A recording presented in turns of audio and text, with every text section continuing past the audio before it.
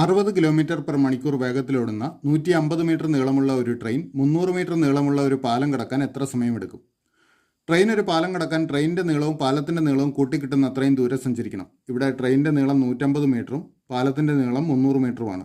കൂട്ടുമ്പോൾ 450 മീറ്റർ. അപ്പോൾ ഈ ട്രെയിൻ 450 മീറ്റർ ദൂരം സഞ്ചരിക്കാൻ എത്ര സമയമെടുക്കുമെന്ന് കണ്ടുപിടിച്ചാൽ മതി.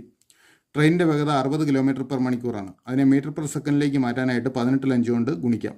60നെയും 18നെയും 6 കൊണ്ട് ഡിവൈഡ് ചെയ്യാം. 60നെ 6 കൊണ്ട് ഡിവൈഡ് ചെയ്യുമ്പോൾ 10, 18നെ 6 കൊണ്ട് ഡിവൈഡ് ചെയ്യുമ്പോൾ 3, 15 50/3. 50/3 മീറ്റർ പെർ സെക്കൻഡ്. ഒരു സെക്കൻഡിൽ 50/3 മീറ്റർ സഞ്ചരിക്കും.